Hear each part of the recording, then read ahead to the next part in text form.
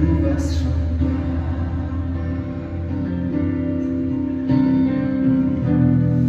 Wenn ich auf du bist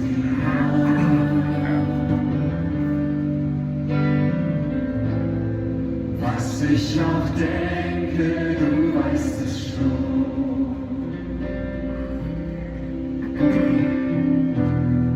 Was ich auch fühle, du es verstehst. Und ich danke dir, dass du mich kennst und trotzdem liebst. Und dass du mich beim Namen nennst und mir vergibst. Nog waren goedemorgen alle. Hier op 1250 KIKZ. Mr. John Peters hier vandaag met gedanken uit Gottes woord voor de nächste 15 minuten. Deel 3 met de laatste versen in Matthäus kapitel 6.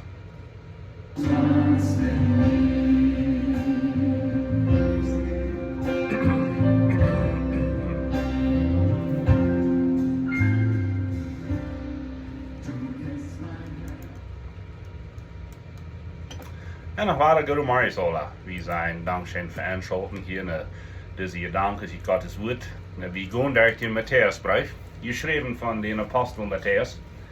Wir worden een dag im Himmel sehr interessieren met den Topdoelzaten en moet alles overgaan wat hij geschreven heeft. En vielleicht vragen, wat wird die dort durchschreiben en niet het andere. Ne? Johannes sagt, wanneer het alle durchgeschrieben wird, wat Jezus zeden deed, hij sagt, er zijn niet genoeg beker in de wereld om dat alle hulp. En zo, er is genoeg geschreven dat in du kan den Weg vinden naar onze hemelse Vader, durch Jezus Christus. Amen. En zo, hij is hier in Matthäus 6, dan hebben we bij de bergpredigt. Hij deed zeer jeng de leerreden van de schriftgeleerden, de fariseeën en de sadduceeën. Ik wil zeggen, 90% van wat Jezus hier deed, dat is jeng de fariseeën en de leerreden. So, moet je maar eens denken, wanneer je Matthäus 5, 6 en 7 lezen, wat leven de mensen te der tijd en wat veel te ändern. En wie zullen ons kracht dort vragen? Wat leef ik, wat heb ik voor in mijn hart en wat veel te voet te nemen? Wat veel te nemen te planten? Weet je, wie als Duitsche, ons is dat religieuze zeer wichtig en dat is ook fijn. Dat geestelijke is ons zeer hoog en dat is nog beter. En denkt aan geestelijk en religieus zijn twee verschillende dingen. Religieuze, dat is een beetje zoals een herten.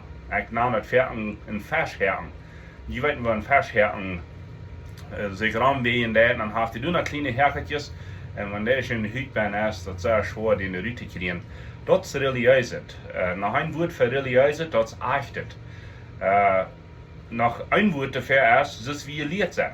En de vrouw is, zoals wie je leert zijn, is dat allerreich. Ik ben hier ganz 100% klaar, de antwoord is nee. Dus veel reicht het, ja. Aber das ist nicht allerreich. Wenn keiner das Erdball, kein Prediger, kein Ältester, kein Kirchenglied, kein Mensch, Weltmensch oder Christ, hat volle Wissenschaft. So, wir müssen bereit sein zum Lehren, mein Freund. Wir müssen bereit sein zum Ändern. Was tun wir dort? Nummer 1, wir dann beten. Wir fragen Gott, der Herr uns wird die Wahrheit wiesen. Und auf den Heiligen Geist besonders. Wenn Jesus sagt, der Heilige Geist wird uns leiden in alle Wahrheit. So, die kannst wirklich zu den Heiligen Geist beten, so steht, Heilige Geist, was habe ich zu lernen? Was soll ich beter tun? Was soll ich auftun von meinem Leben, von meinem Hart, von meinen Gedanken? Wo viel zu ändern? Und er wird die wiesen. So, das ist das Erste. Nummer 2, lese die Schrift. Die Schrift hat alle Wahrheit. Und es ist genug geschrieben, dass du kannst ans Weg in den Himmel fängt, durch Jesus Christus. Nummer 3, Frau, den Heiligen Geist, um die besonders lehren, was du gelesen hast. Um die wiesen, was meint es? Was bedeutet? Wo soll ich ändern? Und so, das ist die Bergpredigt. Jesus steht hier sehr, sehr viel Aufwand. Jemand hat gesagt, wenn ein Mensch sich bekehrt, dann hat Gott den 90% Aufwand und 10% Aufwand. Und das ist so, nicht? Wenn wir sind im Fleisch, wir sind im Körper, wir haben auch zu tun mit der Versuchung, mit der Versuchung, mit dem Sinn. Und so, wir tun uns viel im Leben Aufwand. Aber das meiste, wenn wir uns reinmerken für den Himmel. Wenn das sind Dinge, was wir müssen aufstehen, das ist das Wort. dat we beter ran können. Hebräer Kapitel 12 sagt, waar we ran und all diese Gewichte von der Sinn, wat ons tegenhoudt. Wat we blijven van een rana, wordt verschiedene Gewichte aanhängen, en grote pendelige stijlen, wordt we zijn, dat is niet right om ran. Paulus sagt in Hebräer 12, dat het opstaan, en dan houdt die ogen op Jezus, en dan ran, het is een leichte rana, und al de Gewicht, en de Gewicht van de Sinn. En zo wie kan God vragen om hulp, om ons te wijzen. Maar anyway, we zijn in de laatste paar vers in Matthäus, Kapitel 6, we fangen bij vers 28 aan. En dus zegt Jezus, hij vraagt een vrouw, waarom zorg je over kleider? Kijk maar waar die bloemen op de stapel wassen. Die schaffen niet, die doen niet spinnen. Maar ik zeg je, Salomo en al zijn schijnheid wie niet zo smaak als deze bloem. Want God dat groot kleider heeft, wat hier van de eerste morgen am 4 geschmeten wordt, wordt hij niet zoveel meer jun kleiden, die wat hij niet veel geloven had. Zo doet niet zorgen.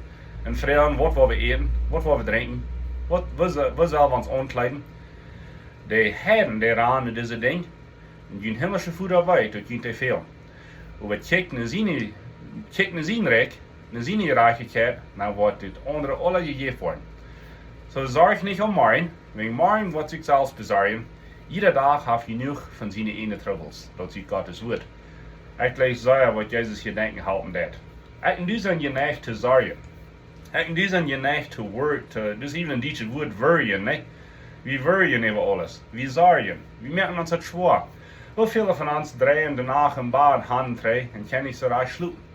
Wenn we denken aan wat vandaag passiert is, of we denken aan den morgen, wo wollen we dat doen, wo wollen we de bills betalen, wo wil ik met Jan fertig komen en zo wieder en zo wieder. Jezus zegt, doet niets van dit, doet niet zorgen. En zo ik zijn hier te zijn, dat het Oude Testament heeft vele gezaten, over de reiniging, over het opfer, over wo Israël zal zijn als een rein volk. En dat meeste van deze zaten zijn niet voor mij en die. Maar het Nieuwe Testament heeft een paar geboden. En gebod is, blijf aan Jezus, den God geschickt heeft. Dus de zuidelijkheid. Hier is nog een gebod. Voor de Nieuwe Testamentliche kerk, of voor de Nieuwe Testamentliche Christ.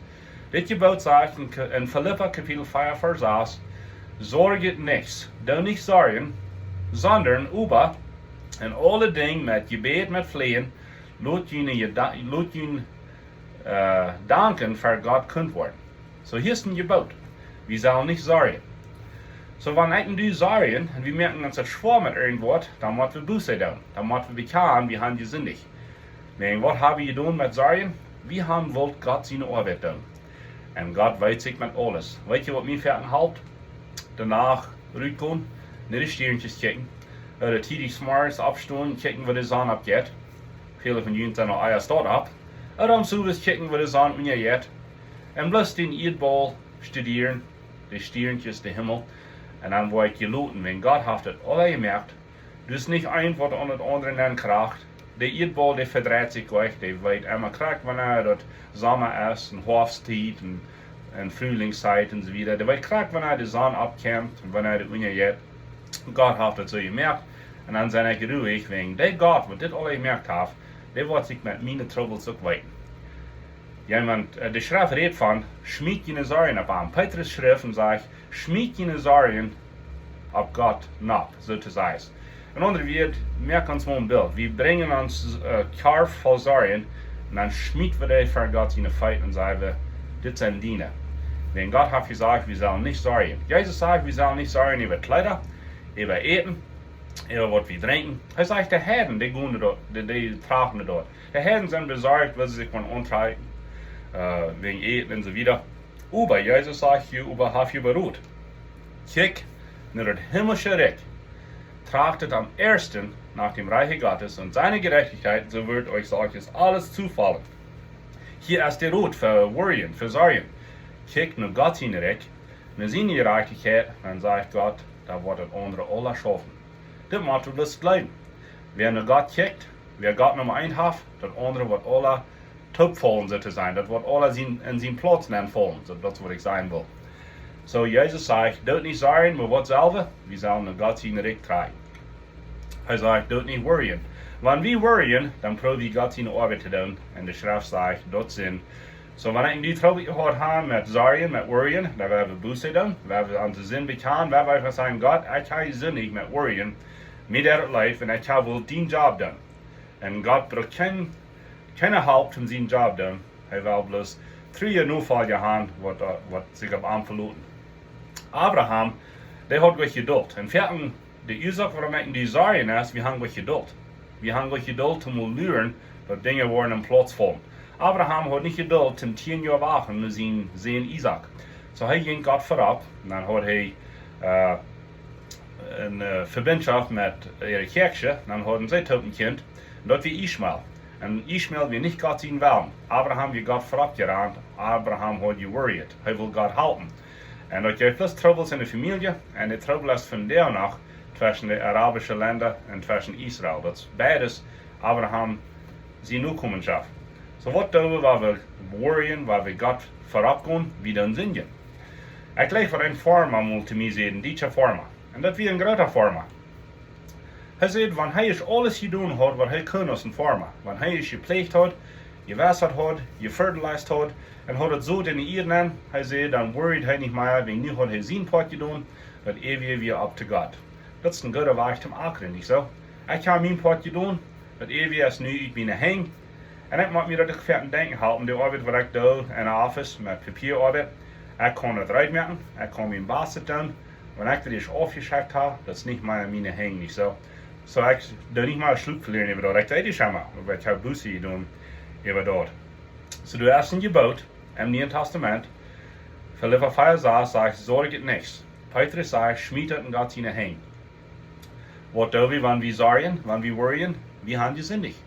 Wir machen Buße tun, wenn wir haben das Gebot gebrochen und gesagt, wir sollen nicht Sarjen.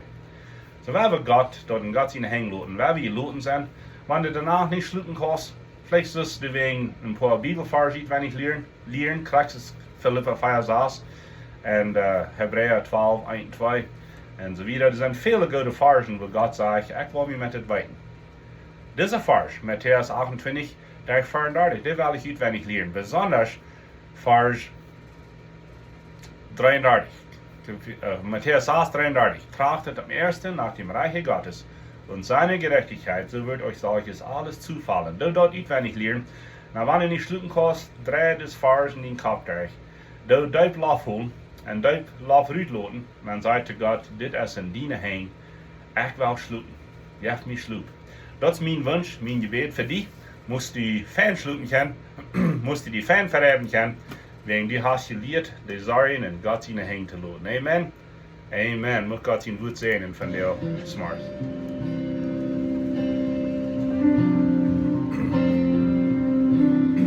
Wo ich auch gehe, du warst schon